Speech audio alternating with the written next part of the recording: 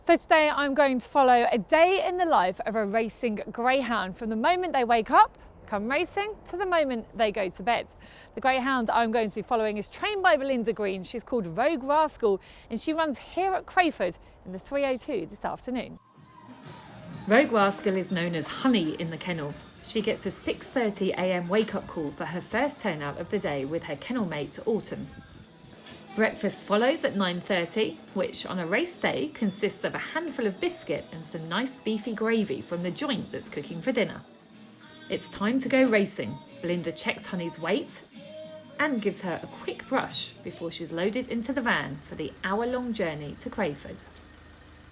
Well, I'm joined now by Pip Whittington, who is a kennel hand to Belinda Green, and we've got Rogue Rascal, better known to you guys as Honey, in the van here. She's a beautiful fawn bitch, as you can see, and she's a friendly sort, isn't she? She's not nervous at all, so she doesn't mind the cameras today. No, she will love them. No, she's really friendly. Let's get her out and have a little look at her. She's racing in an A4 today. She won last time out. Did you give her a chance? You'd like to think so, but I say there are some good dogs in the race. It's a very good puppy in the race. So she'll have to pace up well with them. I say she stays the 380 real nicely, so I'd like to think she's got a bit of a chance. Okay, so we're going to take her into the kennel and paddock area now. What happens to her from here on before the race?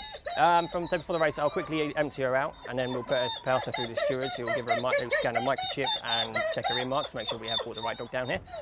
She'll then be run through past the vet just to make sure that she's got a clean bill of health, and then she'll be paddocked, put in a kennel for about an hour and a half. She'll then be let out about 15 minutes before a race, and then we'll coat and muzzle her up, and then we'll send her out on parade. Okay, that's the plan for you then. You're in an A4 today, race 4. Good luck. We'll let you go and take her for a little walk. Lovely, thank you. Come on, sweetheart. What a gorgeous, friendly bitch Honey is. Having been on the van for an hour, Pip gives her a good stretch of her legs here at Crayford before she's ready to start her checking in process.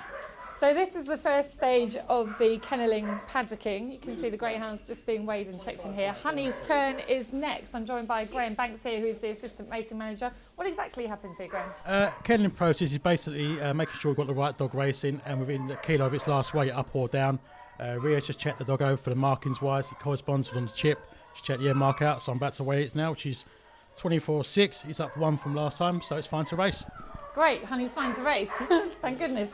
Let's carry on and follow her through the kennel. The next stage here is that she's just trotted up and down for the vet.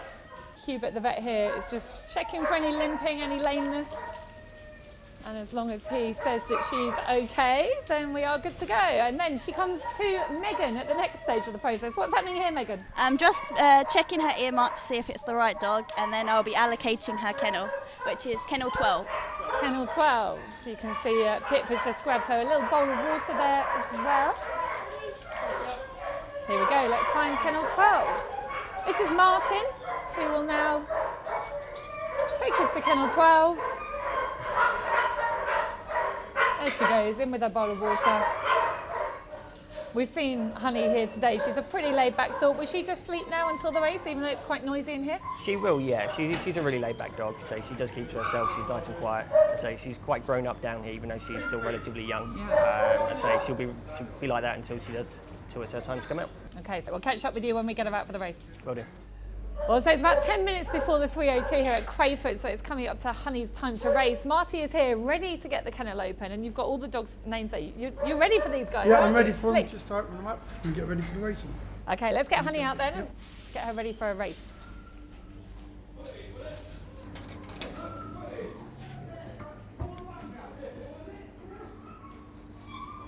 And as we expected, she's nice and calm. Yes, very calm, yeah. Honey is racing from trap 6 today, and so on go the stripes before a final quick trot up and down for the vets. Okay, so we've got our race jacket on. What happens next? So next I'll go and muzzle her up. Okay. And then I'll take her around to go and put a top coat on. Okay. And then she'll get scanned again and her earmarks checked again just to make sure that once again it is the correct dog. Okay, and you're parading Honey, aren't you? I will parade Honey, yes. So trackside, Martin scans Honey's microchip, checks she has the right trap number on her jacket, and that's it. She's all set to race and ready to parade. Crayford have paraders, but Pip has decided to walk Honey himself. It's a bit wet and windy today, but it doesn't seem to faze Honey at all as she has popped into the boxes for her race.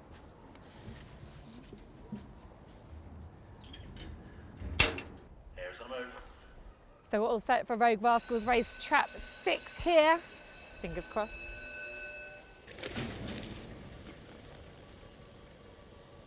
Unfortunately, it wasn't to be for Honey today. She's finished last after missing her break and being pushed wide at the first bend. Well, Pip, unfortunately, that's pretty much what normally happens when I back a dog, so apologies for that. That's all right. She's sound, that's the main thing. What did you make of it? She missed the break for her, so she needed to kind of come out in front. It was ideal for her race. You say she can struggle for pace a little bit sometimes, but from behind, she does struggle quite a bit. I say then obviously she's checked round the 3 really badly at the first bend, which is kind of her race done. Oh, never mind. She looks happy. It's Larry anyway, so we'll go and get her washed down. Absolutely. Okay. Pip meticulously checks Honey's feet to see if she has sustained any cuts during the race.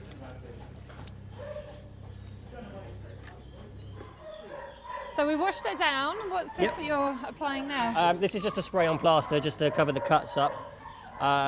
Just for now, just to keep them sort of cleaner for her. She sort of ended up on the hair rail, didn't she? She did, yeah. Little cuts. Yeah, so a few little on her back feet as well.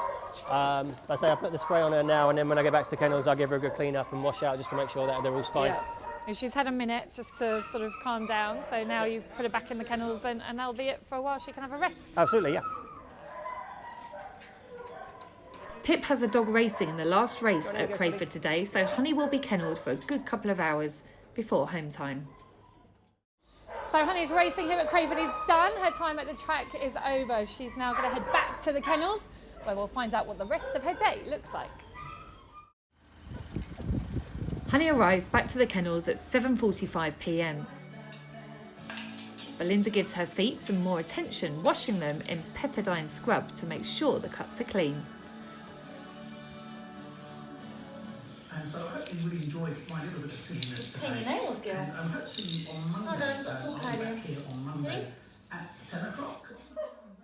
Dinner is served. Honey gets her biscuit with beef, vegetables, garlic and seaweed, all soaked in a beefy gravy. Finally, Honey gets a well-deserved bedtime cuddle from Belinda.